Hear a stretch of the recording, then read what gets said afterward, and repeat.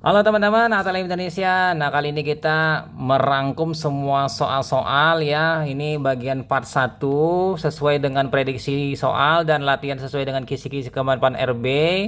Untuk teman-teman supaya teman-teman belajar lebih mudah dan intensif tanpa membuka lagi soal-soal sebelumnya yang banyak sekali.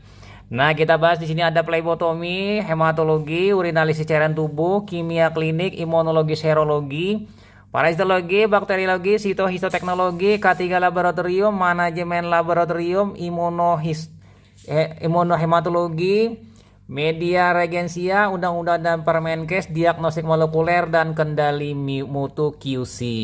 Kita mulailah dahulu dengan soal nomor 1 di sini rangkumannya. Penyakit kusta atau lepra atau morbus Hansen disebabkan oleh bakteri Mycobacterium lepra. Yang kedua, spesimen yang ideal untuk pemeriksaan lepra adalah skin smear telinga dan red serum. Apabila ditemukan 5 klam pada sedian kusta, maka derajat positifnya adalah 6+. Jadi teman-teman nanti lihat di skala Hansennya ya. Lalu kita pindah ke nomor 4, pemeriksaan D-dimer APTT PTINR Titerpibrinegoen ini menggunakan spesimen titik-titik ya antikoagulannya. Jadi menggunakan natrium sitrat 3,2%, tabungnya warna biru, 9 darah, 1 antikoagulan. Lalu yang kelima, tahapan pengolahan jaringan untuk pembuatan blok parafin yang benar adalah titik-titik. Jadi dimulai dari fiksasi lebih dahulu, kemudian dehidrasi, clearing, parafinisasi, embedding, sectioning, staining, dan terakhir ditambah dengan mounting. Jadi sediaan sudah siap digunakan untuk pemeriksaan mikroskopik. Pewarnaan hematoxylin iosin, maka inti sel akan berwarna biru keunguan. Jadi ini hematoxinnya mewarnai inti campuran dengan iosin, sementara iosin itu akan mewarnai merah pada sitoplasma. Nah, pindah yang nomor 7, fungsi pemanasan, pewarnaan Ziehl-Neelsen, titik-titik, HCl alkohol 3% untuk titik-titik. Jadi pewarnaan Ziehl-Neelsen ini pewarnaannya untuk menembus lapisan lilin bakteri ya. Di sini lapisan lilinnya ini lapisan lipidnya adalah asam mikolat dengan pengaruh fenol, maka masuklah zat warna karbonfluksin. Nah, setelah dingin HCl alkohol ini adalah melunturkan zat warna karbonfluksin yang mana akan luntur bila bakteri tadi bukan BTA. Nah, kita pindah ke nomor 8. Seorang pasien mengalami gangguan saluran kemih. Apabila hasil uji bloodnya 3+ ditemukan sedimen urin 24-26 per LPB, maka dapat disimpulkan ini adalah kasusnya hematuria. Ditemukan eritrosit dalam urin karena sedimennya tinggi ya ditemukan. Apabila sedimennya rendah, uji bloodnya positif 3, itu adalah hemoglobinuria. Nah, kita pindah ke nomor 9, pasien yang diduga mengalami prostatitis atau ISK, maka teknik penampungan atau cara pengambilan urin yang dipakai adalah urin fraksi tengah atau porsi tengah. Jadi urin 3 gelas atau urin 2 gelas, yang paling tengah yang diambil. Kita pindah selanjutnya ke nomor 10. Entamoeba yang mampu menyerang pada saluran cerna manusia bersifat patogen, memiliki pseudopodia. Inti dengan karisom sentral dan mungkin menyebabkan infeksi ekstra gastrointestinal adalah titik-titik, yaitu Entamoeba histolytica. Nah, kita pindah nomor 11. Apabila hasil hitung jenis leukosit didapatkan 1, 10, 2, 58, 22, 7, maka diagnosis laboratorium pasien didengarkan dengan hasil titik-titik. Jadi yang tinggi yang nomor 2, 10%, sehingga ini adalah eosinofilia, kenaikan iosin.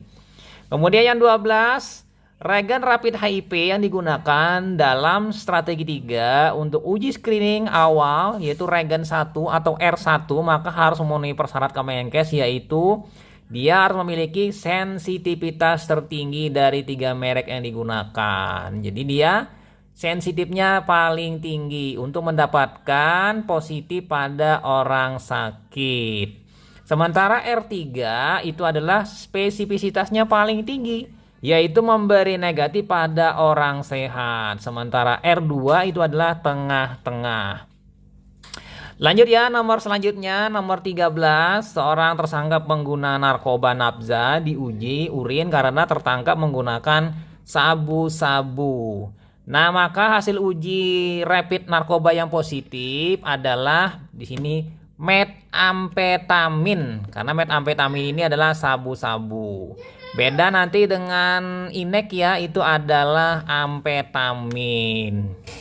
Nah, kita pindah lagi ke nomor 14, hasil pembacaan uji rapid narkoba amfetamin dengan hasil positif pada urin pasien berupa 1 garis, berarti di C saja, sementara di T itu tidak ada garis. Jadi ujinya ini kebalikan dari uji pada umumnya HBsAg atau tes kehamilan. 15. Jabatan fungsional analis kesehatan yang bekerja di laboratorium kesehatan diatur dalam titik-titik, yaitu Permenpan nomor 8 M-PAN 3 2006. Jadi di sini ada jabatannya 2, jabatan Peranata Labkes ahli dan Peranata Labkes terampil ya.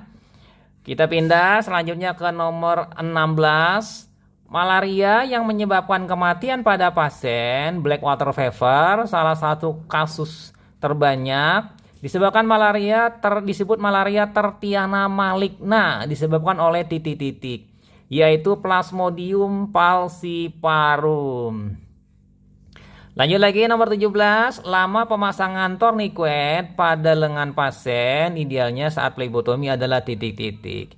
Tidak boleh dari 1 menit. Ada yang mengatakan 2 menit, jadi tidak boleh lama-lama ya idealnya, karena terjadi hemokonsentrasi.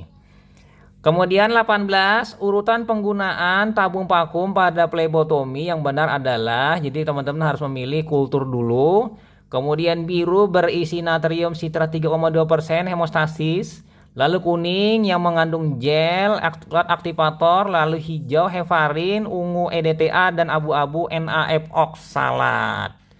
Nah, kita pindah selanjutnya ke nomor 19, seorang ATLM melakukan pemeriksaan hitung eritrosit metode kamar hitung. Maka larutan pengencer yang diperlukan titik-titik, yaitu gower ya. Bisa saja hayam, bisa saja toison atau formal sitrat daci. Dari yang 4 ini, saat ini yang direkomendasikan adalah paling terbaik adalah formal sitrat daci. Bukan lagi hayam, apalagi toison dan gower. Jadi hayam ini mengandung merkuri dibandingkan yang lain. Nomor 20, spesimen yang digunakan untuk deteksi adanya antigen COVID-19 pada pasien terinfeksi adalah titik-titik. Jadi menggunakan swab tenggorokan ya, nasofaring atau orofaring, sehingga disebut dengan swab ya, swab antigen atau swab PCR. Lanjut ke 21 di sini. Pasien yang kesulitan mengeluarkan dahaknya, maka saran dengan pemberian titik-titik pada malam hari. Jadi sebagai laboratorium memberikan bantuan berupa apa? Gliseril guaicolat 200 mg. Itu biasanya diberikan oleh pihak dokter atau perawat ya di bagian poli, sehingga pasiennya itu malam meminum ini, dan juga disuruh meminum teh panas ya untuk mempermudah pengeluaran dahak serta nahan napas sehingga dahak itu akan terasa gatal lalu dibatukan, maka keluarlah dahak. Nah, kita pindah lanjut ke selanjutnya yang nomor 22. Pasien yang terdiagnosis positif TB paru akan mendapatkan pengobatan. Setelah itu dilakukan follow up pengobatan yang dilakukan pada titik-titik. Jadi di bulan kedua ya follow up itu. Jadi biasanya disebut mungkin ada ditulis FO bulan kedua. Nanti kalau akhir pengobatan AP. Kemudian kita pindah 23. Seorang ATLM melakukan pewarnaan pada spora bakteri dari biakan bakteri. Zat warna yang dipakai karbopuksin, asam sulfat 5% dan metilin blue. Maka metode yang digunakan adalah clean di sini. Ini mirip pewarnaannya dengan pewarnaan BTA, tapi bedanya di asam sulfat dan HCl alkohol 3%-nya di sini. Kalau yang lain Skyper Fulton dia menggunakan malasid green nanti ya, beda sedikit. Nah, kita pindah ke nomor 24, pewarnaan gram metode Hooker menggunakan zat warna kristal violet dan safranin, alkohol 96 dan Lugol. Nah, penggunaan Lugol di sini berfungsi sebagai titik-titik. Dia sebagai mordan untuk memperkuat ikatan zat warna utama ya, memperkuat kompleks kristal violet iodin nanti pada saat pewarnaan. Kita pindah ke nomor 25 di sini. Suatu tempat mengalami KLB difteri, maka bakteri ditemukan titik-titik serta pewarnaannya digunakan titik-titik untuk menemukan adanya titik-titik. Jadi yang dicari di sini kata kuncinya KLB difteri, berarti bakterinya adalah Corynebacterium diphtheriae. Sementara untuk pewarnaannya menggunakan Neisser. Nah, kemudian untuk granulanya nanti dicari granula Babers N ya, seperti mirip seperti korek api ya, warnanya warna gelap kecoklatan nanti terlihat. Nah, kita pindah ke nomor 26. Suatu laboratorium melakukan pemeriksaan 100 spesimen urin makroskopik kimia dan sedimen. Sedimen menggunakan metode natif tanpa pewarnaan ya. Unsur sedimen yang dihitung per lapang pandang besar itu adalah titik-titik, yaitu eritrosit dan leukosit jawabannya. Karena keduanya ini dihitung per lapang pandang besar. Kita pindah selanjutnya ke nomor 27. Seorang ATLM melakukan pemeriksaan darah rutin dan LED. Pemeriksaan laju endap darah metode Westergren menggunakan darah vena dan antikoagulan dalam perbandingan titik-titik. 4 bagian darah dan 1 bagian antikoagulan natrium sitrat 3,8% atau menggunakan tabung tutup hitam ya. Nah, lanjut lagi kita pindah ke nomor 28. Pemeriksaan hemoglobin berdasarkan reaksi darah dengan kalium ferrisianida. Dan kalium sianida membentuk warna merah. Diukur pada panjang gelombang 540 nanometer merupakan metode cyanmet hemoglobin jawabannya. Nah, kita pindah ke nomor 29. Penyakit sipilis disebabkan oleh bakteri titik-titik. Berbentuk titik-titik, diagnosis laboratorium secara serologi dengan uji rapid untuk mendeteksi titik-titik. Jadi di sini bakteri sipilis disebabkan oleh Treponema pallidum. Bentuknya spiral ya, lalu untuk mendeteksinya secara serologi pastinya antibodi yang dicari. Kita pindah ke nomor 30. Telur cacing yang berbentuk asimetris seperti huruf D dikeluarkan selalu berembrio. Memiliki 2 lapisan dan cacing pinworm betina dewasa ini pada malam hari aktif pada perianal perineum ya. Cacing ini adalah titik-titik. Itu adalah jawabannya Enterobius spermicularis atau Oxyuris spermicularis. Jadi rasa gatalnya disebabkan oleh ekornya yang runcing menusuk perianal perineum atau pada anus ya di pelepasan. Kita pindah lanjut ke nomor 31.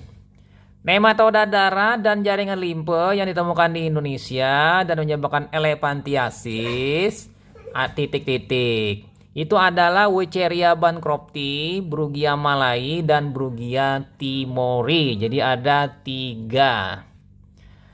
Lanjut ke 32, ukuran jarum yang digunakan Default pada syring 3 ml, Terumo, Becton Dickinson, Nipro atau merek lain adalah titik-titik, yaitu 23G Gauge. Jadi 23 ini jarum kodenya, plastiknya berwarna biru muda atau biru laut. Kita pindah ke nomor 33, pelaporan nilai kritis laboratorium ideal dan bermutu bagi laboratorium yang tepat waktu. Nah, persen laporan bulanan harus tercapai, jadi harus mencapai 100% untuk lapor nilai kritis yang terbaik. Nah, kita pindah ke selanjutnya nomor 34. Apabila pasien dengan hasil nilai kritis, nilai paniknya, maka sistem pelaporan standar laboratorium digunakan adalah titik-titik. Jadi harus sampai dalam bentuk titik-titik. Jadi 30 menit dilaporkan dalam waktu 30 menit dengan cara tulis baca konfirmasi TABK ya. Kita pindah nomor 35. Pengukuran enzim hati AST dan ALT di laboratorium secara kinetik. AST dan ALT merupakan golongan enzim titik-titik karena memindahkan gugus pada asam amino. Jadi dia masuk enzim transferase, mentransfer aspartat aminotransferase. Jadi adalah dia mentransfer gugus ya, berpindah asam ketoglutarat ya menjadi bentuk yang lain. Misalnya alanin ya kan di sini. Nah, kita pindah lanjut ke selanjutnya nomor 36. Pemeriksaan adanya glukosa dan leukosit dalam urin dapat menggunakan metode multistik dengan waktu pembacaan glukosa. Ini membacanya 30 detik ya, warna positifnya coklat. Dan warna pembacaan leukosit itu waktunya adalah 120 detik. Sementara warna positifnya adalah warna ungu jawabannya. Lanjut ke nomor 37, pewarnaan supraorbital sel eritrosit dengan retikulum dari sel yang baru dilepas oleh sumsum tulang menuju darah tepi untuk menuju matang. Sel tersebut adalah namanya sel retikulosit ya, diwarnai dengan zat warna BCB, brilliant crescil blue. Maka terlihat nanti retikulumnya berupa nokta bulat-bulat berwarna ya warna biru, sisa ribosom. Bisa menggunakan new methylene blue sebagai penggantinya. Kita pindah ke nomor 38. Pemeriksaan hematologi digunakan untuk melihat perkembangan penyakit hingga kemungkinan yang akan dihadapi pasien setelah waktu berjalan dengan penyakit tadi, merupakan fungsi dari prognosis. Prognosis itu adalah perjalanan penyakit. Kita tahu ya kalau penyaring itu screening, kemudian penunjang ini adalah untuk menunjang diagnosis. Diferensial ini membandingkan sebagai diagnosis banding, sementara follow up itu evaluasi hasil pengobatan. Kita pindah ke nomor 39, kadar glukosa yang menurun pada spesimen darah karena glikolisis disebabkan oleh titik-titik. Itu karena aktivitas dari sel darah, eritrosit, leukosit ya. Ya kan di sini menurunkan gula dalam darah. Jadi dapat dijaga dengan antikoagulan natrium fluorida ya di sini. Jadi teman-teman NAF dan tabungnya warna abu-abu ya bila ingin menggunakannya. Kita pindah ke nomor 40. Seorang ATLM melakukan penundaan pemeriksaan spesimen darah untuk hematologi. Spesimen darah untuk pemeriksaan LED sebaiknya disimpan ya di sini pada suhu kamar dan tidak lebih dari 1 jam. Kita pindah ke selanjutnya 41. Seorang pasien membawa belangko pemeriksaan untuk pemantauan penyakitnya. Pasien diabetes mellitus dapat dipantau kadar glukosa darah rata-rata selama 3-4 bulan dengan pemeriksaan. Di sini adalah HbA1c. HbA1c menggambarkan kadar gula darah 2-3 bulan, ada yang mengatakan 3-4 bulan sesuai dengan umur eritrosit. Umur eritrosit 120 hari. Apabila dibagi 30 berarti 4 bulan maksimalnya. Jadi di situ kadar rata-rata gula darah hariannya. Kita pindah ke nomor 42. Menurut bentuknya, media pertumbuhan bakteri yang berfungsi untuk melihat gerak bakteri adalah media titik-titik.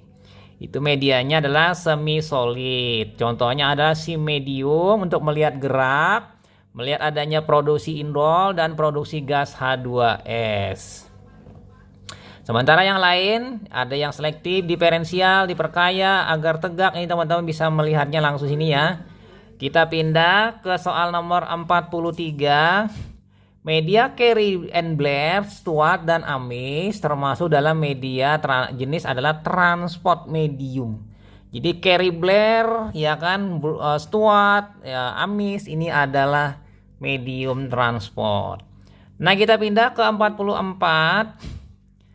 Apabila terjadi kebakaran di laboratorium sedangkan Anda berada di sana, maka Anda berkewajiban memadamkan api dengan memakai helm. Jadi helmnya berwarna merah untuk kebakaran, sementara yang warna putih dokumen. Sesuai dokumen kertasnya putih. Sementara kuning itu peralatan, yang biru adalah pengunjung atau pasien kita bawa mengikuti jalur evakuasi. Jadi helmnya dipakai dulu, lalu siap-siap sesuai dengan tugasnya. Nah, kita pindah ke 45. Seorang ATLM melakukan pemeriksaan golongan darah ABO. Maka kode warna larut antisera golongan darah yang benar adalah, jadi yang benar adalah anti A itu biru, anti B kuning, anti AB itu merah atau bening. Nanti ini ada perselisihan ya antara AB ya kan, warna merah atau bening. Kita pindah ke nomor 46. Pemeriksaan urin pasien di puskesmas oleh ATLM untuk mengetahui adanya glukosuria pada pasien diabetes mellitus menggunakan metode Benedict. Dasar reaksinya adalah reduksi glukosa dengan pemanasan. Jadi garam kompleks dari Cu2+ itu akan direduksi oleh glukosa menghasilkan warna mulai dari warna hijau, kuning, oranye hingga warna merah. Sementara metode-metode lain, Schlesinger itu untuk urobilin, Ehrlich itu untuk urobilinogen, sementara Rotera itu untuk benda keton, Harrison itu untuk bilirubin, Gerhard itu untuk benda keton, Pelling untuk glukosa reduksi urin.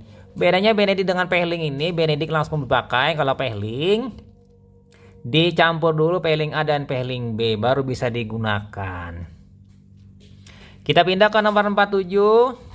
Sediaan PA dibuat dengan memasukkan parafin atau plastik dan membuat cetakan. Lalu parafin yang digunakan titik didihnya rendah untuk membuat blok parafin. Blok parafin disimpan sebagai arsip juga. Tahapan ini pada proses titik-titik. Ini prosesnya adalah embedding. Embedding ini membuat blok parafin dengan memasukkan parafin ke dalam jaringan tadi membentuk blok ya, dengan cetakan dari plastik. Sementara proses lain, clearing ini melarutkan lemak, fiksasi ini menjaga otolis jaringan, dehidrasi ini mengeluarkan air bertingkat, staining mewarnai, mounting menutup sediaan dengan entelan. Nah, kita pindah lanjut ke 48. Seorang ATLM melakukan pengukuran urea metode Berthelot menghasilkan warna larutan hijau pada tahap akhirnya. Maka panjang gelombang yang ideal untuk mengukur larut tadi adalah 578 nanometer urea Berthelot. Jadi serapan maksimum larutan warna hijau itu adalah di 578. Sinarnya sinar kuning. Kita pindah ke 49. Pemeriksaan sedimen urin menggunakan lensa objektif 10 kali dan 40 kali. Berikutnya termasuk sedimen organik adalah yaitu pastinya leukosit, eritrosit, opal fat body, trichomonas bakteri. Jadi maksudnya organik di sini adalah sebuah sel ya, idealnya dia dikatakan organik. Sementara non organik adalah yang bukan sel. Nah, kita pindah ke nomor 50. Paskyolopsis buski endemik di Kalimantan Selatan, daerah Babirik. Merupakan cacing yang menginfeksi pada manusia anggota kelas dari titik-titik dengan stadium infektif. Jadi kelas Trematoda yang infektifnya adalah bentuk metaserkaria. Jadi metaserkaria ini didapatkan pada tumbuhan ya yang dimakan. Kita pindah ke nomor 51. Pap smear dilakukan pada wanita berisiko kanker. Pembuatan preparat pap smear dengan spesimen diambil pada di sini adalah leher cervix, dinding mulut rahim. Teknik pewarnaannya Papa Nicolaou. Nah, kita pindah ke selanjutnya nomor 52. Nilai nemar urea dalam darah adalah titik-titik. Jadi nilai normalnya adalah 10 sampai 50 mg per dl untuk urea atau ureum. Sementara blood urea nitrogen itu adalah dengan mengalihkan 2,14. Nanti 10 bagi 2,4 dibagi 2,14, kemudian 50 bagi 2,14 itu adalah nilai rujukan untuk blood urea nitrogen. Jadi urea sebagai nitrogen yang digunakan di Amerika. Kita pindah ke nomor 53. Pada kasus DBD anak, perlu dilakukan uji antibodi yang terbentuk. Apabila hasil pemeriksaan stik dengue IgG dan IgM terdapat garis pada zona T1, T2, serta C, maka titik-titik ini adalah positif IgG dan IgM-nya. Jadi di sini dia positif IgG IgM karena di T1 dan T2. Lanjut kita pindah ke 54, pewarnaan hapusan darah dengan konsentrasi tinggi metanol pada catnya sehingga tidak memerlukan fiksasi tersendiri adalah pewarnaan REC di sini ya. Menurut Ganda Subrata teman-teman bisa melihatnya karena konsentrasi yang tinggi metanolnya sehingga tidak perlu fiksasi terpisah. Lanjut kita pindah ke nomor 55, seorang anak periksa ke dokter dengan keluhan sangat gatal di punggung kaki. Kalau digaruk sering lecet, perih dan berdarah. Diagnosis sementara terinfeksi skabies. Nah, untuk menegakkan diagnosanya maka dilakukan langkah yaitu kerokan kulit ditambah KOA 10% untuk menemukan Sarcoptes KB penyebab skabies.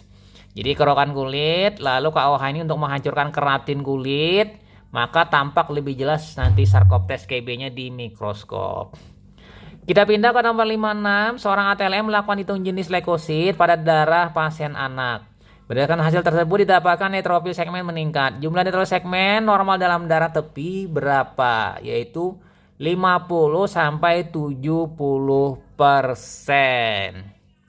Nah kita pindah ke 57, penyakit oleh jamur dengan kurap kulit kepala, infeksi pada rambut, di akar. Pada bagian kulit kepala yang botak terlihat bentuk kemerahan, edema bersih yang membentuk vesikal. Nah, kasus ini menyebabkan peradangan mengarah pada mikosis sistemik.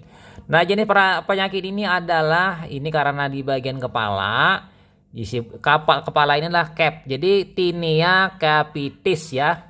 Pada kepala menyerang dan kulit kepala dan rambut. Jadi di sini tinea capitis. Kalau korporis badan, kalau pedis kaki, kruris itu selangkangan, unguyum itu adalah kuku tangan dan kaki. Nah kita pindah lanjut ke selanjutnya soal nomor 58. Seorang wanita berusia 20 tahun diduga menderita demam tipoid. Dokter menyarankan pemeriksaan gel kultur di laboratorium. Waktu yang tepat untuk pengambilan darah Jadi minggu pertama sejak timbulnya penyakit itu diambil sebagai gel kultur ya dengan pengambilan darah. Lanjut ke nomor 59, seseorang yang terinfeksi HIV tidak serta-merta menghasilkan antibodi. Periode jendela bisa saja terjadi pada kasus ini yang diperkirakan adalah 3-6 bulan. Ini adalah window period. Jadi di sini antibodinya tidak muncul. Kita pindah ke nomor 60, nilai normal universal untuk hitung jumlah leukosit dan trombosit adalah titik-titik. Nah, 6.000 sampai 10.000 itu adalah nilai normal universal untuk hitung leukosit. Sementara hitung trombosit itu 200.000 sampai 400.000 sel per milimeter kubik darah. Nah, untuk jelasnya kita teman-teman bisa melihat di sini. Ya, apabila normal 5.000 sampai 10.000 ada yang mengatakan seperti itu literatur lain. Apabila di bawah 5.000 leukopenia, kemudian di atas 10.000 leukositosis. Apabila di bawah dari 50.000 itu adalah reaksi leukemoid, di atas 50.000 ini adalah leukemia. Sementara trombosit itu di bawah dari 200.000 itu adalah trombositopenia, di atas 400.000 adalah trombositosis. Kita pindah ke nomor 62. Tingkat keparahan penyakit HIV/AIDS dapat dilihat berdasarkan uji laboratorium yaitu titik-titik yang menurun. Ini adalah CD4 yang menurun. Jadi CD4 bermanfaat di sini ya, petunjuk progresivitas penyakit pada infeksi HIV/AIDS. CD4 sel utama yang diinfeksi oleh virus HIV, penurunan CD4 menunjukkan tingkat kerusakan imun yang disebut HIV. Ini untuk menentukan awal pengobatan, memonitoring pengobatan ARV dan normalnya adalah 500 sampai 1200. Nah, masih di CD4 ya. CD4 itu kurang lebih dari 500 sampai adalah 29% dari limfosit total. Lanjut teman-teman di sini ya. Untuk CD4 ini belum diberikan rekomendasi, masih di atas 350 untuk ARP. Apabila kurang dari 350 itu pemberian ARP mulai direkomendasikan. Sementara CD4-nya itu kurang dari 250, risiko infeksi oportunistik. Jadi sangat dianjurkan pemberian ARP. Jadi kalau CD4 kurang dari 200 ini mungkin bisa mengarah ke arah stadium AIDS ya. Nah, kita pindah ke nomor 64. Tujuan pemeriksaan laboratorium pada kasus HIV/AIDS adalah di sini kecuali di sini pengamanan risiko bayi baru lahir. Jadi ada 4 yang benar, jadi yang bukan adalah pengamanan risiko bayi baru lahir. Nah, kita pindah di sini ya, pemeriksaan laboratorium kasus HIV.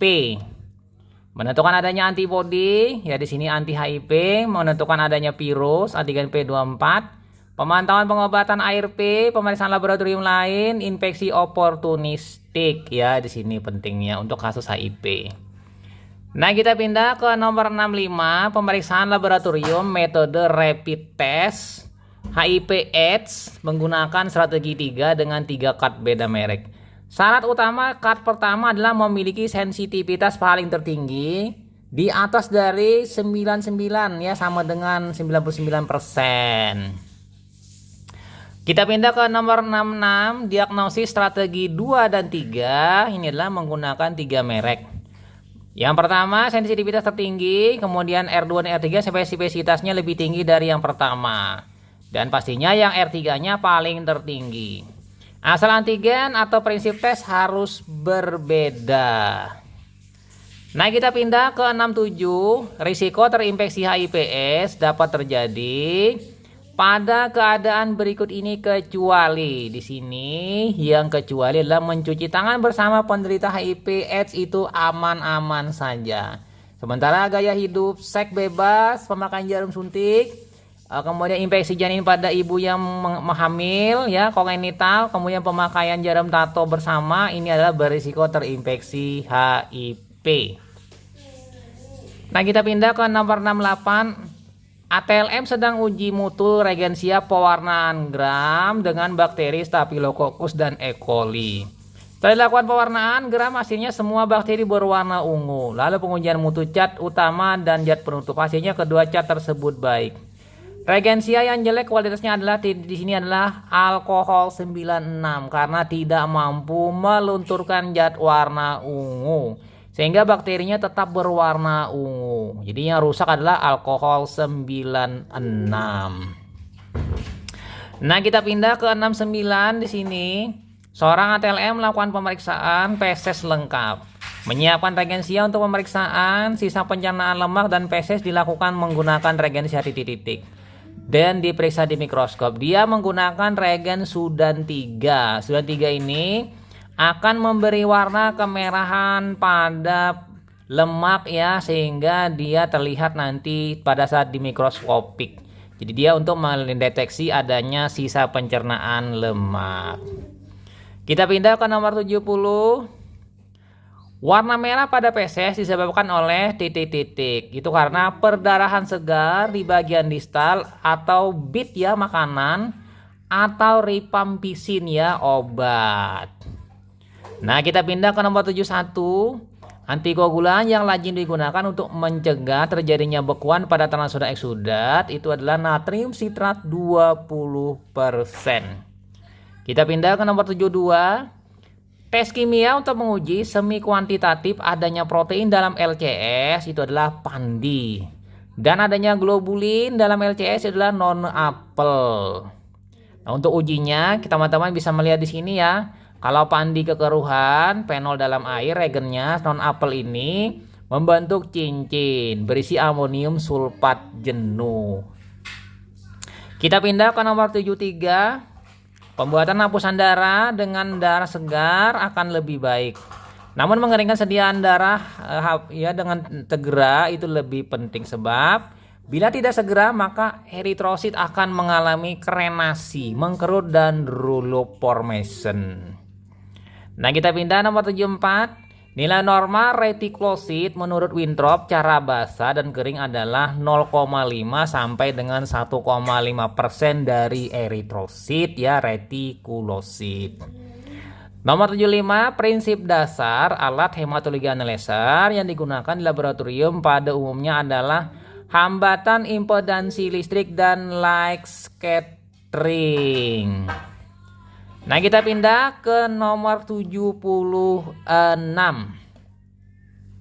Golongan darah O adalah, di sini maksudnya eritrosit tidak mengandung agglutinogen A dan B, dan serum mengandung agglutinin anti A dan agglutinin anti B di sini ya. Jadi untuk golongan darah O. Kemudian kita pindah 77. Agar darah pasien cocok dengan darah donor, maka dilakukan reaksi silang serasi dengan mayor dan minor crossmatch. Mayor crossmatch adalah titik-titik. Jadi mayor crossmatch ini adalah sel donor direaksikan dengan serum pasien.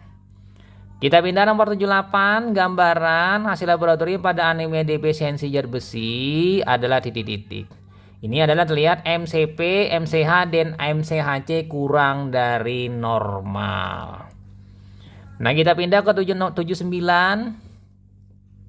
Pada alat hematologi analyzer yang menyatakan bahwa nilai sel tersebut leukosit dalam mikroliter dan trombosit, yaitu WBC leukosit, PLT adalah trombosit. Nomor 80. Seorang ATLM melakukan pemeriksaan terhadap sampel darah. Setelah darah disentrifus dengan kecepatan 3000 rpm selama 20 menit, terlihat serum yang dihasilkan berwarna putih seperti susu. Hal ini disebabkan oleh tingginya trigliserida atau lipemik. Kita pindah ke 81. Seorang ATLM melakukan pemeriksaan kreatinin terhadap serum pasien. Pemeriksaan tersebut menggunakan reagen campuran antara asam pikrat dengan NaOH dan larutan standar 2 mg per dl. Metode yang digunakan adalah metode Jave reaction. Nah, kita pindah ke 82.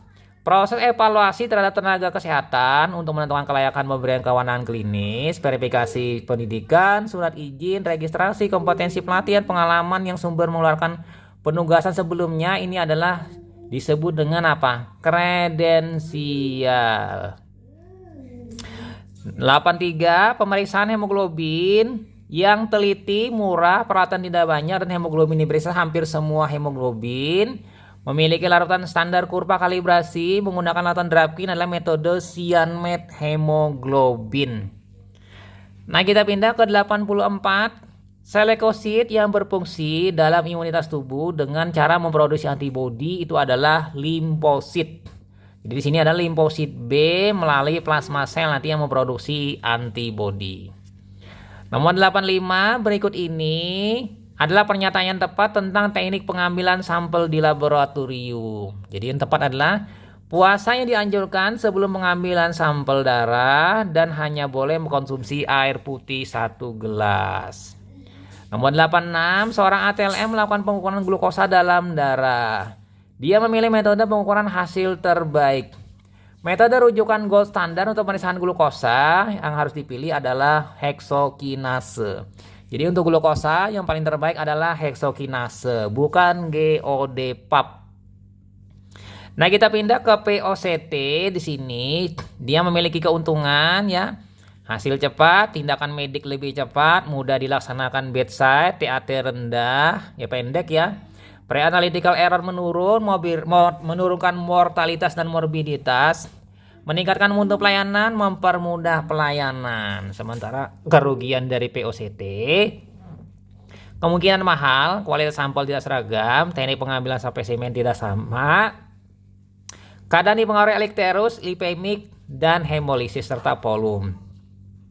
Usia alat, QC, suhu, baterai berpengaruh. Beberapa alat tidak dapat dipakai sebagai alat diagnosis utama.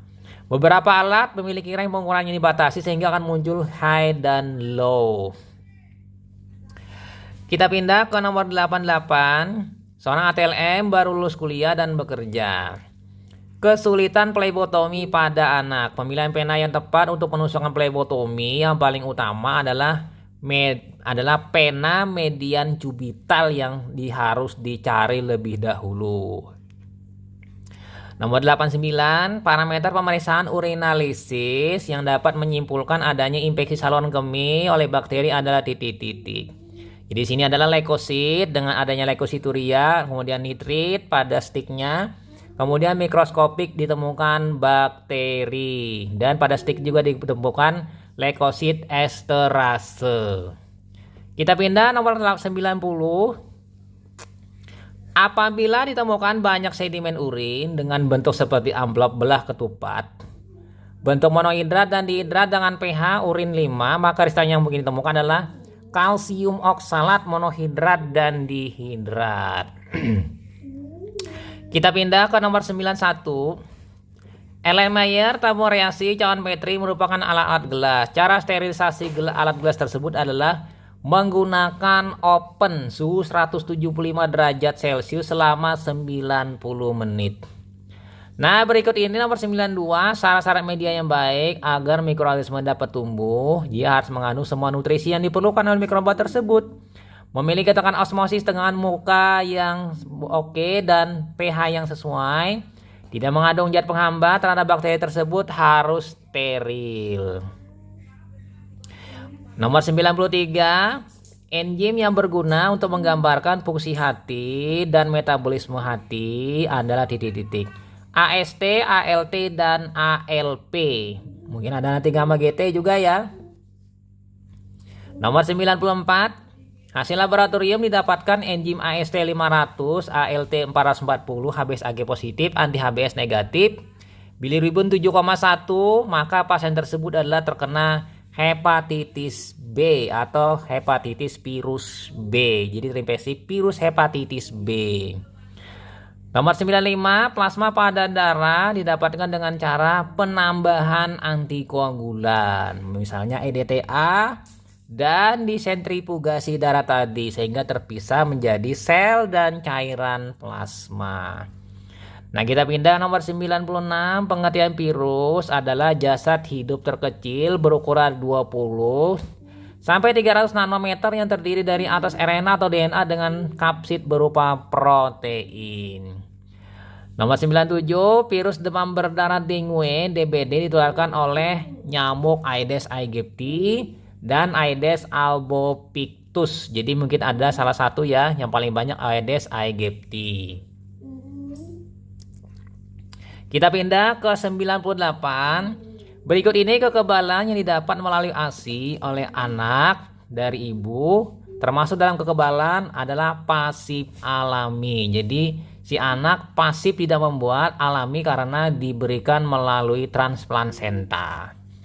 Nomor 98, adanya infeksi bakteri Streptococcus beta hemolyticus dapat dideteksi dengan pemeriksaan laboratorium anti-streptolisin O. Ada yang mengatakan ASTO, ada yang mengatakan ASO. Nah, kita pindah ke nomor 100. Pengawet yang paling baik untuk pemeriksaan kalsium dalam urin adalah asam klorida pekat. Penambahannya harus memperhatikan pH di bawah 4. Nah, kemudian kita pindah ke 101. Seorang ATLM melakukan pemeriksaan kultur urin media McConkey. Setelah inkubasi 24 jam, 37 derajat Celcius, didapatkan koloni pigmen hijau meluas merembes ke dalam media McConkey. Maka bakteri yang tumbuh adalah Pseudomonas aeruginosa. Jadi Pseudomonas ini ciri khasnya menghasilkan pigmen ya, warnanya hijau. Nomor 102, sel CD4 memiliki beberapa fungsi dalam sistem imun. Berikut yang bukan fungsi CD4 di sini adalah dia tidak mensekresikan antibodi IgG atau IgM sebagai respon terhadap antigen yang masuk. Jadi CD4 ini dia arahnya ke arah limfokin yang dihasilkan. Kita pindah ke 103, spesimen jaringan otot diterima ATLM dan menginginkan hasil yang cepat sehingga dilakukan sliding freezing mikrotom menggunakan CO2. Proses pemeriksaan dengan pengapungan dalam air dingin dan dilakukan pengecatan hemotoksilin eusin. Proses ini dilakukan adalah frozen section. Kita pindah ke 104, seorang pasien mengalami batuk lebih dari 2 bulan dengan badan kurus. Dokter memberikan pengantar ke laboratorium dengan melakukan pemeriksaan BTA kultur sputum untuk Mycobacterium tuberculosis. Media yang digunakan adalah Lowenstein-Janssen ya nanti untuk kultur BTA. Nah, kita pindah ke 105. Pada tahap akhir histoteknik, seorang ATLM melakukan tahap mounting. Mounting dilakukan untuk melindungi mengawetkan preparat menggunakan bahan tertentu.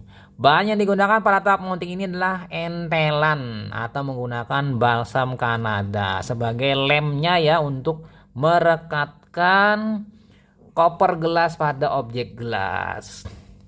Kita pindah ke 106, pemeriksaan laboratorium metode PDRL dengan sampel darah pada seseorang laki-laki usia 28 tahun yang datang dengan keluhan berupa timbulnya benjolan luka pada kulit sekitar kelamin menunjukkan hasil positif. Dasar reaksi yang digunakan pada uji PDRL adalah titik-titik, yaitu flokulasi. Nah, kita pindah ke 107.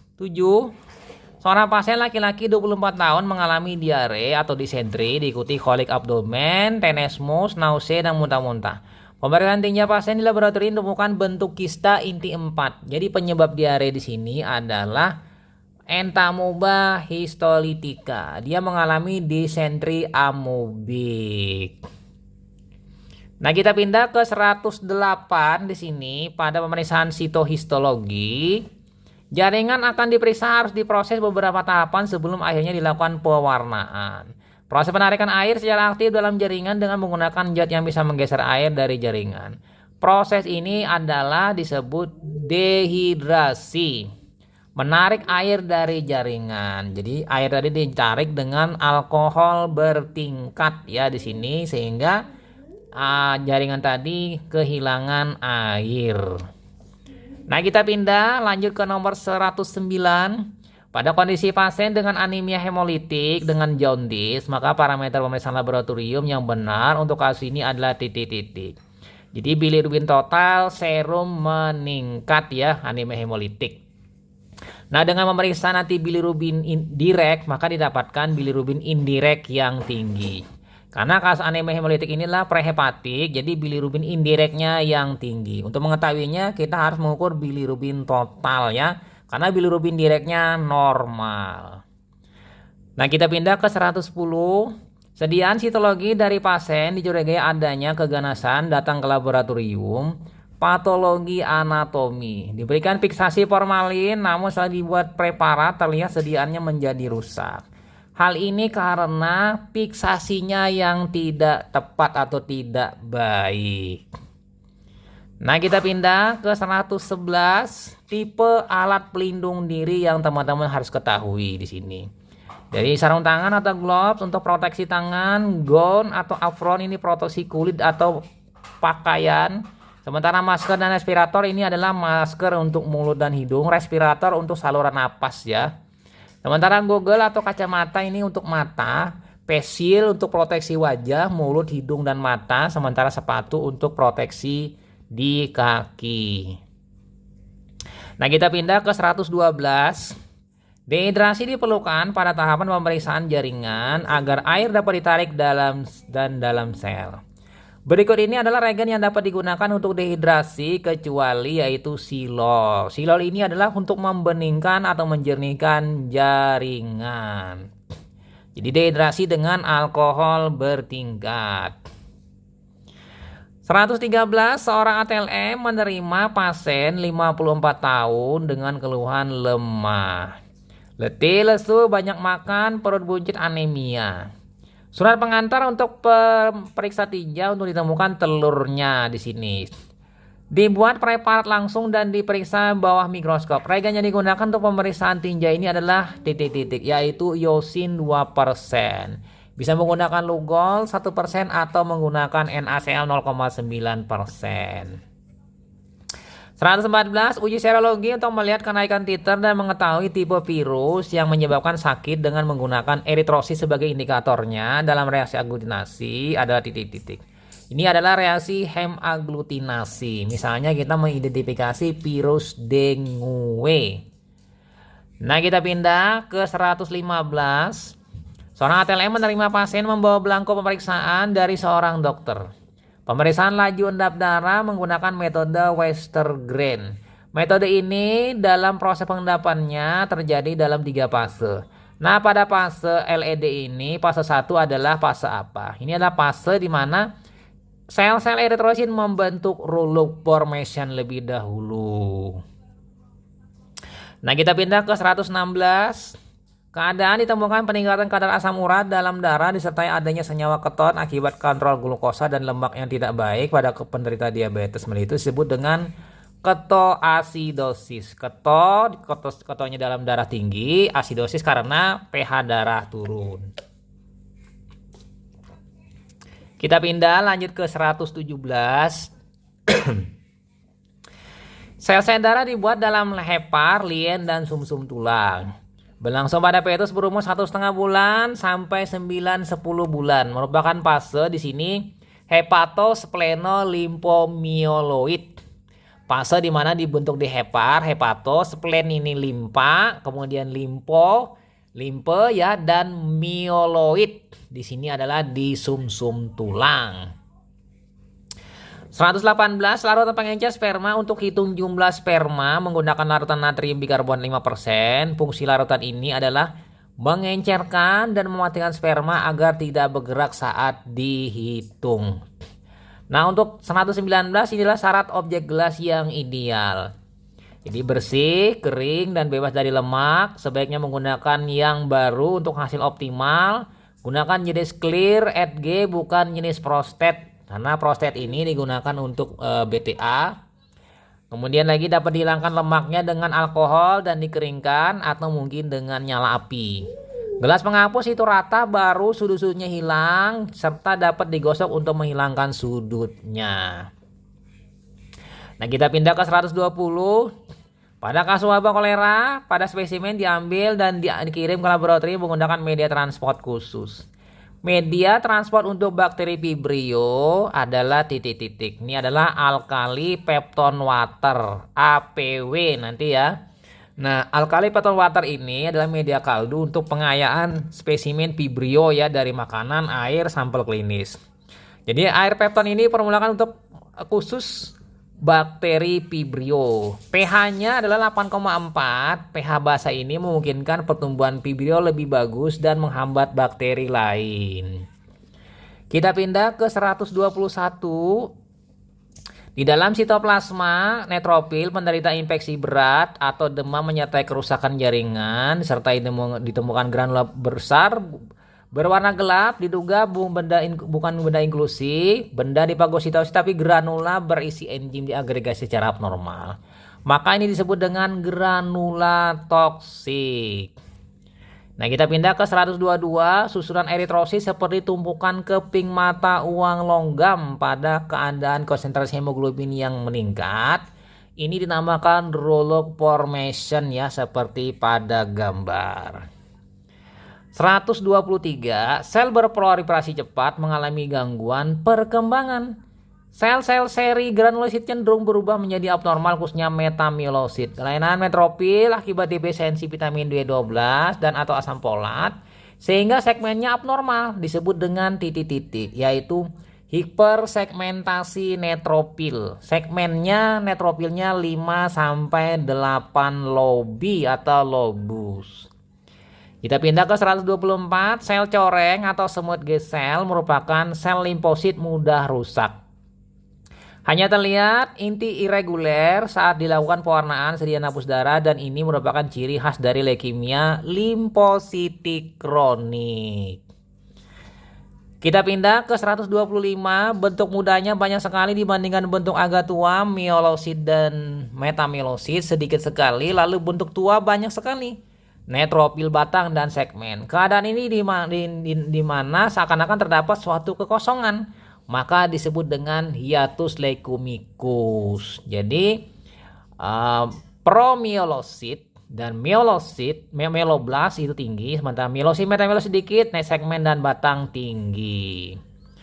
Nah, kita pindah ke 126. Diabetes yang terjadi pada saat kehamilan maka disebut dengan tipe diabetes gestasional. Jadi saat hamil dia gula darahnya tinggi Sementara tidak hamil, gula darahnya normal.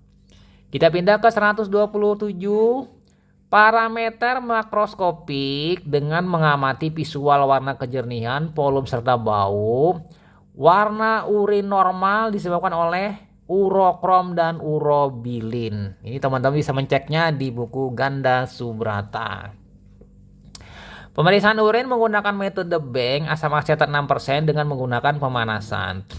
Maksud pemanasan di sini adalah titik-titik. Di sini adalah menyebabkan denaturasi protein dan suasana asam untuk melarutkan senyawa lain yang mengganggu membentuk kekeruhan, misalnya fosfat. Kita pindah ke 129. Tujuan dari pemantapan mutu eksternal adalah di sini ada 4. Mengetahui akurasi masing-masing metode dengan nilai target ya, dapat membandingkan mutu dengan lab lain. Variasi pemeriksaan antar lab kecil dapat diketahui mutu alat, reagen, dan metode yang dipakai. Nah, kita pindah ke 130. Seorang ATLM bekerja di bagian sampling darah. Dia bekerja seksama dan memperhatikan tahapannya. Yang termasuk dalam tahapan pengendalian pra-analitik adalah yaitu di sini menilai spesimen yang tidak memenuhi syarat. Inilah bagian pra-analitik. 131. Pengukuran enzim untuk penyakit hati, kelainan hepatoseluler, kolestasis.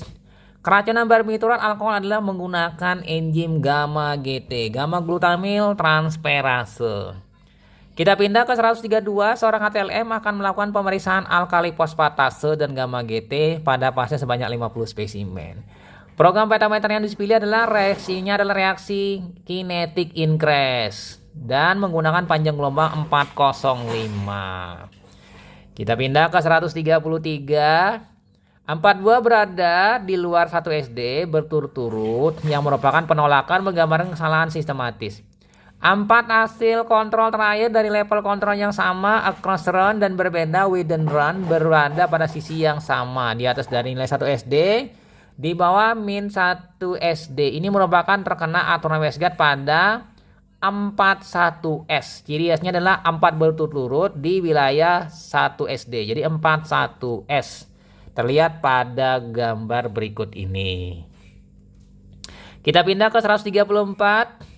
Parameter pemeriksaan laboratorium yang paling cocok sebagai diagnosis kelainan kelenjar tiroid dan lebih efisien biaya dan diagnosis lebih tepat yaitu FT3 dan TSHS. Kita pindah ke 135. Pemeriksaan FT3 diperlukan untuk diagnosis bila titik-titik. Jadi tujuannya untuk pemeriksaan FT3, diagnosis yang kurang jelas dari FT4 dan TSHS yang tidak memberikan kepastian diagnosis. Mungkin saja dia masih dalam normal atau meleset sedikit. Dan perubahan tiroid binding globulin. Kita pindah ke 136. Hasil didapatkan satu kontrol keluar di batas 3 SD. Atas bawah ya. Dikatakan kesalahan random dan juga awal dari kesalahan sistematis yang besar. Ini merupakan terkena aturan Westgate pada 13S. Jadi satu buah berada di 3 SD. Kita pindah ke 137. Seseorang yang akan melakukan pemeriksaan sperma maka harus melakukan abstinensia. Maksudnya adalah berpuasa untuk tidak mengeluarkan sperma selama minimal 3 kali 24 jam. Nah, kita pindah ke 138. Eksudat mengandung banyak fibrin sehingga melekat pada permukaan pleura, merupakan lapisan kelabu atau kuning yang ditemukan pada pneumonia, maka disebut dengan eksudat titik-titik, yaitu eksudat fibrinosa. Karena mengandung banyak benang fibrin. Nah, kita pindah ke 139. Penderita sindrom nefrotik mengalami gangguan pada fungsi ginjal sehingga lemak masuk dan ditemukan dalam urin. Nah, hasil pemeriksaan ditemukan lemak dalam sitoplasma sel epitel bulat ginjal tubular. Sel ini disebut oval fat body. Nah, kita pindah ke 140. Seorang ATLM sedang melakukan pengukuran hemoglobin pada 20 pasien menggunakan potometer panjang gelombang 546 nanometer menggunakan belangko dan standar 16 gram per dl. Skema dasar potometer yang benar adalah sumber sinar, filter, kupet, detektor, meter pengukuran. Nah, kita pindah ke soal selanjutnya 141. Pemeriksaan bilirubin metode diazo asam sulfonilat menggunakan belangko sampel. Hal ini dimaksudkan karena titik-titik, yaitu mengurangi kesalahan pengukuran karena sampel serum berwarna dan kekeluaran yang mungkin ditimbulkan oleh sampel serum. Kita pindah ke 142. Berikut ini yang terkait dengan pemeriksaan mikroalbumin pada diabetes mellitus adalah titik-titik. Nah, di sini semuanya masuk ya. Ditemukan sejumlah kecil dalam urin, indikasi gangguan filtrasi ginjal stadium dini, mendeteksi dini kerusakan ginjal, pengujian dengan mikral test, pemantauan fungsi ginjal sebelum terjadi nefropati diabetik. Nah, kita pindah ke 143. Kondisi diabetes dengan dislipidemia akan terjadi hal sebagai berikut, yaitu trigliserida naik, VLDL naik, semal dense, LDL naik, dan HDL turun. Kita pindah ke 144. Pasien poliklinik baru saja melakukan pemeriksaan HbA1c dengan kadar 11,3%. Nilai tersebut tinggi, kata dokter, oleh sebab itu perlu pengaturan diet agar gula darah normal. Nilai ideal HbA1c yang normal terkendali glukosa darah adalah 6-7%. Kita pindah ke 145. Berikut ini yang termasuk dalam tahapan pra-analitik POCT adalah titik-titik, yaitu memastikan peralatan dan stik kaset sudah siap di pra-analitik. Sementara yang lainnya adalah dalam tahapan analitik dan post-analitik. Post-analitik ini keluar hasilnya ya. Nah, kita pindah ke 146. Seorang ATLM sedang melakukan pemeriksaan cairan pleura pada tuberkulosis seorang laki-laki 64 tahun dengan riwayat Mycobacterium tuberculosis. Nah, dilakukan pengukuran, pengamatan warna, kejernihan, bau, selanjutnya dilakukan tes Rivalta, hitung sel eritrosit, leukosit, pemeriksaan BTA. Pemeriksaan kimia cairan pleura menggunakan metode titik-titik, yaitu metode Rivalta. Nah, kita pindah selanjutnya ke 147. Tujuan pemeriksaan bilirubin direct meningkat pada kerusakan hepar akut atau akut hepatic injury adalah menyingkirkan peningkatan bilirubin total akibat anemia hemolitik. Jadi didiagnosis banding ya apabila kasusnya anemia hemolitik. Anemia hemolitik ini adalah bilirubin indirectnya yang tinggi. Nah, kita pindah ke 148. Seorang pasien disiapkan dokter untuk melakukan pemeriksaan SBAH penampungan urin karena mengalami gangguan ginjal. Pemeriksaan SBAH digunakan untuk titik-titik. Ini adalah pemeriksaan protein urin kuantitatif dengan urin 24 jam. Nah, data hasil pengukuran AGD di sini ya, teman-teman, ada pH-nya 6,93. Ini adalah rendah, itu adalah asidosis. PCO2-nya 41, ini normal karena 35 sampai 45 ya di sini, 35 45 di sini ya, bukan 35 35. Bikarbonat 8,6, ini rendah, jadi searah dengan pH, sama-sama rendah. Ini adalah kasusnya metabolik. Jadi pas kasusnya ini adalah asidosis metabolik. Nah, kita pindah ke selanjutnya yaitu 150. Perhatikan gambar berikut ini hasil pemeriksaan mikroskopik malaria. Jenis parasit malaria yang menginfeksi pada pasien ini adalah Plasmodium pipak. Terlihat ya di sini lapang pandangnya dengan eritrosit yang membesar, ya bengkak. Kemudian lapang pandangnya kotor, itu adalah jejak Plasmodium pipak. Nah, kita pindah ke 151. Seorang ATLM melakukan penundaan pemeriksaan urin sedimen karena sesuatu hal. Pengawet urin yang paling baik digunakan untuk tujuan pemeriksaan sedimen urin adalah formaldehid atau formalin untuk sedimen. Nah, 152, seorang ATLM mendapatkan spesimen urin untuk pemeriksaan benda keton, namun tidak segera diperiksa. Pengawet yang sangat baik untuk pemeriksaan penguapan mencegah benda keton menguap ini adalah toluen. Nah, kita pindah ke 153. Penderita dengan penyakit multiple myeloma, tumor tulang, leukemia melakukan pemeriksaan protein abnormal yang larut pada suhu 60-70 derajat Celcius dan mengedap putih pada suhu 50 derajat Celcius, maka metode yang tepat untuk dilakukan menggunakan Benz John ya benzo protein, metodenya Osgood. Nah, kita pindah ke 154, pemeriksaan sedimen urin menggunakan pewarnaan dimaksudkan untuk memperjelas unsur-unsur sedimen sehingga mengurangi kesalahan pemeriksaan. Metode yang sering digunakan adalah Stern-Hermal-Malbin atau menggunakan Sihyung. Nah, kita pindah ke 155, pemeriksaan glukosa darah menggunakan metode GODPAP pada 20 sampel pasien. Setelah serum direaksikan dengan reagen glukosa terbentuk warna merah dan baca absorbin pada 546 nanometer. Warna merah tersebut disebabkan terbentuknya quinonimin. Nah, kita pindah ke 156, seorang pasien penderita TB paru setelah konsul dengan dokter terhadap hasil pemeriksaan LED didapatkan nilainya 75 mm per jam. Jadi hasilnya tinggi. Nah, untuk nilai normalnya adalah berapa? Nah, di sini untuk Westergren laki-laki 0 sampai 15 mm per jam, perempuan 0 sampai 20 mm per jam. Kita pindah ke 157, pemeriksaan hormon yang dilakukan interval waktu karena pulsatik dengan pengambilan 3 sampel tiap 20 menit di hari yang sama adalah LH dan FSH.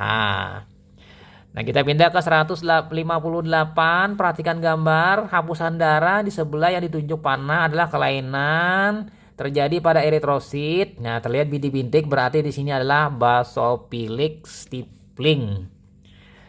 Nah, kita pindah ke 159 yang dimaksud dengan presprosen plasma adalah plasma beku segar yang didapat kurang dari 8 jam setelah pengambilan darah. Juga ada yang mengatakan kurang dari 12 jam. Nah, perhatikan gambar ini yang ditunjuk panah biru. Ini adalah batang awar kelainan pada leukosit. Nah, lanjut lagi kita 161. Pemeriksaan sekret vagina dari pasien dengan keluhan pasien merasa gatal dan panas pada genital secara makroskopik, sekret putih kekuningan dan berlendir. Pemeriksaan mikroskopik parasit berbentuk kuboid bergerak cepat dengan menggunakan flagela seperti layang-layang. Parasit ini adalah Trichomonas vaginalis. 162, apabila glukosa dalam darah dibiarkan selama 2-3 jam, maka glukosa akan turun menjadi asam laktat atau piruvat sehingga glukosa akan perlahan menghilang dalam darah. Maka proses ini disebut dengan glikolisis. Kita pindah ke 163, apa adanya teknologi hemafaresis mempermudah proses donor darah selektif. Berikut keuntungan adanya teknologi hemafaresis. Jadi keuntungannya adalah mengurangi risiko efek samping transfusi, menghasilkan produk berkualitas tinggi, matching antara donor dan pasien, penerimaan yang baik bagi si pasien. Kemudian menurunkan aksi terapeutik bagi pasien yang melakukan terapeutik plasma exchange. Jadi mengganti cairan plasmanya. Nah, kita pindah ke 164, tugas pokok bank darah. Ini ada setidaknya menerima darah yang sudah diuji saring, menyimpan darah, memantau persediaan mingguan, harian, melakukan reaksi silang donor dan pasien. Nah, kita pindah ke 165. Berikut ini pedoman umum untuk pemeriksaan palemostasis. Jadi pedomannya ada menggunakan pengambilan darah, itu pembunuhan tidak boleh terlalu lama. Clean venipuncture, pengambilan tidak boleh diungkit-ungkit. Jarumnya antikoagulan digunakan atripsita 3,8 atau 3,2 ya, perbandingan 1 bagian antikoagulan 9 bagian darah. Jarum yang digunakan adalah jarum yang ukuran besar 21 atau 22. Botol penampung harus bebas dari sabun atau deterjen bila botolnya dipakai ulang. Lanjut lagi ya, kita pindah ke selanjutnya yaitu 166. Pemeriksaan tolak protein dalam darah metode Buret menggunakan prinsip dasar reaksi ikatan kompleks antara protein dengan ion tembaga membentuk warna biru ungu. Nah, 167. Seorang ATLM melakukan pemeriksaan osmotic fragility terhadap penderita anemia sel sabit, sickle cell anemia, dengan dominasi sel sabit yang pipih resisten terhadap laratan hipotonik.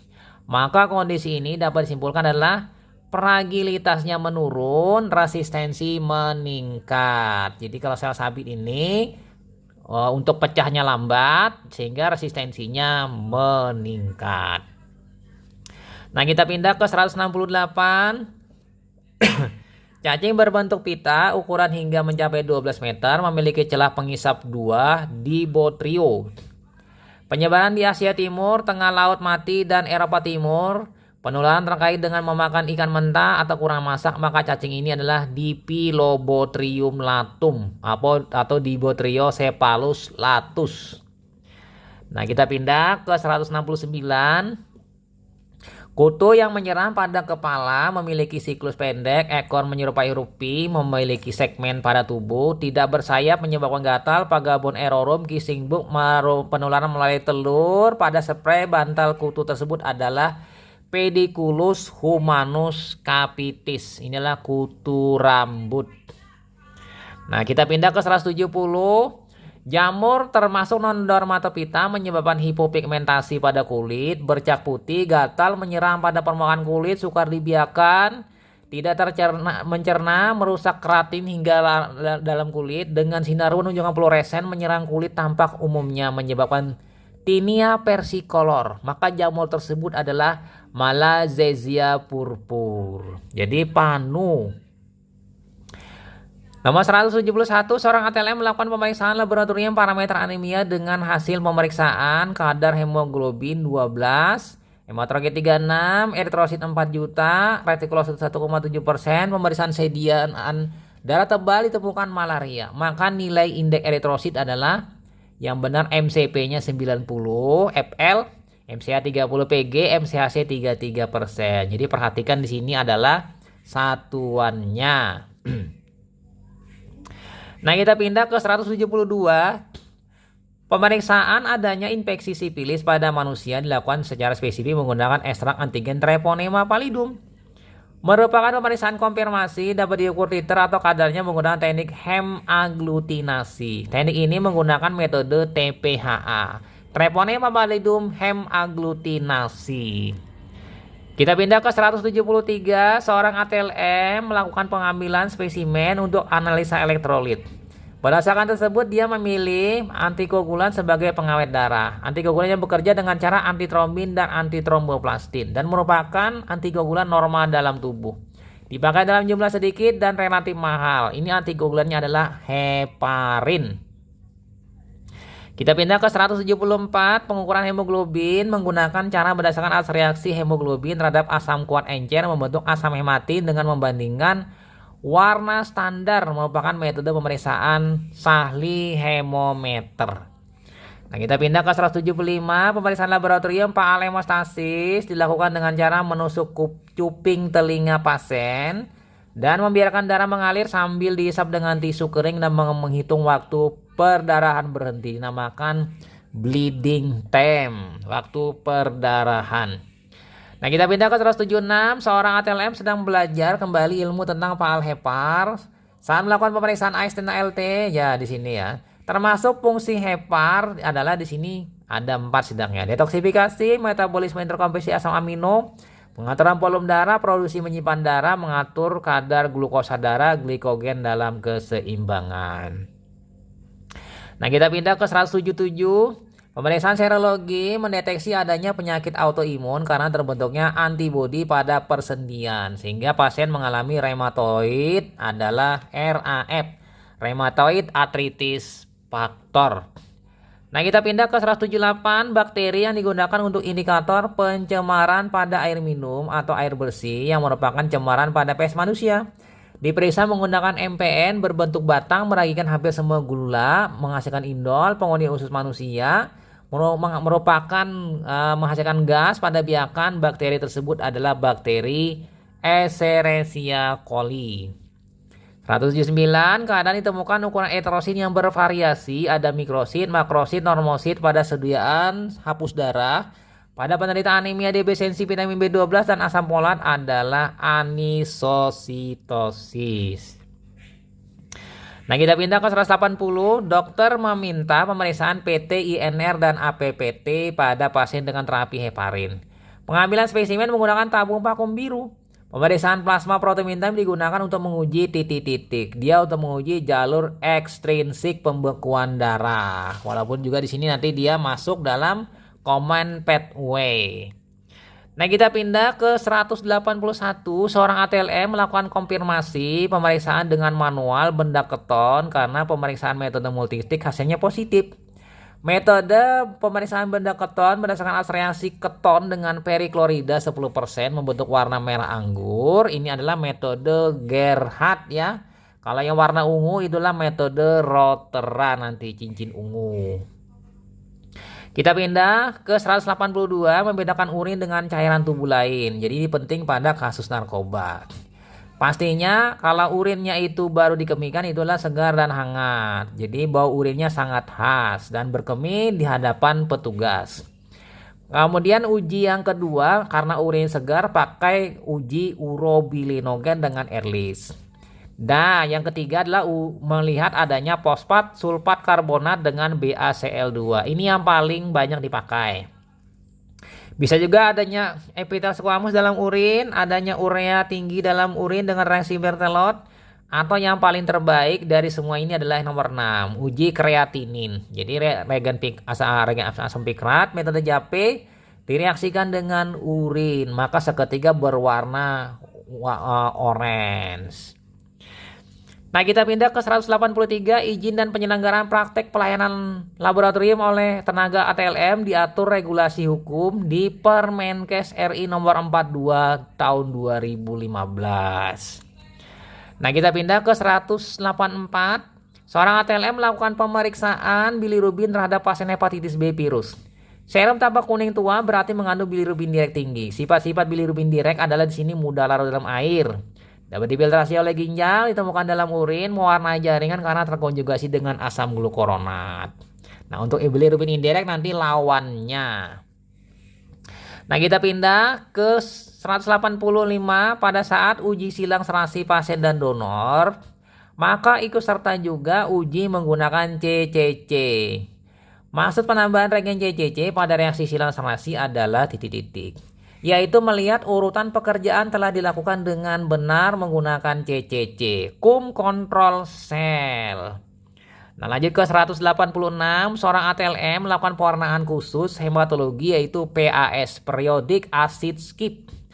Berguna untuk identifikasi sel leukosit, di sini adalah jajaran limfosit yang mengandung glikogen. Kalau PAS berarti limfosit.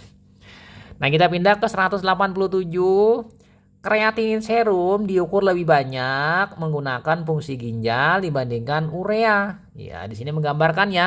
Hal ini karena apa? Karena kreatinin hampir 100% difiltrasi dan dieskresi oleh ginjal. Beda dengan ureum yang masih bisa ditarik kembali dari reaksi absorpsi bila kekurangan protein ya pada saat makan, diet makan.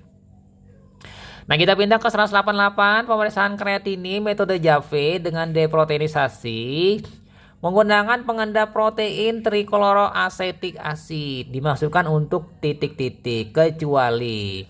Di sini dia menjaga agar larutan tidak keruh akibat protein yang mengalami denaturasi sehingga pengukuran terganggu. Jadi di sini pastinya penggunaan TCA ini adalah mengendapkan protein. Jadi proteinnya disingkirkan sehingga reaksi antara kreatinin dengan asam pikat lebih sempurna. Nah, kita pindah ke 189, seorang ATLM sedang melakukan uji APTT, PT, dan INR. Berdasarkan pemeriksaan tersebut digunakan untuk uji faktor pembekuan darah, baik jalur ekstrinsik maupun intrinsik maupun jalur bersama. Faktor 1 dalam hemostasis disebut dengan fibrinogen nanti ya, kalau faktor 2 protrombin. Nah, lanjut lagi di sini terakhir soalnya ya 190. Regulasi pemerintah berupa setiap tenaga kesehatan yang menjalankan praktek wajib memiliki STR dan memiliki izin diatur dalam titik-titik, yaitu Undang-Undang Nomor 36 Tahun 2014. Jadi undang-undang ini mengatur mengenai STR dan izinnya. Nah, dengan 190 rangkuman soal-soal tadi berakhir sudah sesi 1. Soal-soal untuk teman-teman sebagai ringkasannya kali ini. Semoga bermanfaat. Sampai jumpa di video selanjutnya. Saya Ahmad Le pamit. Bye.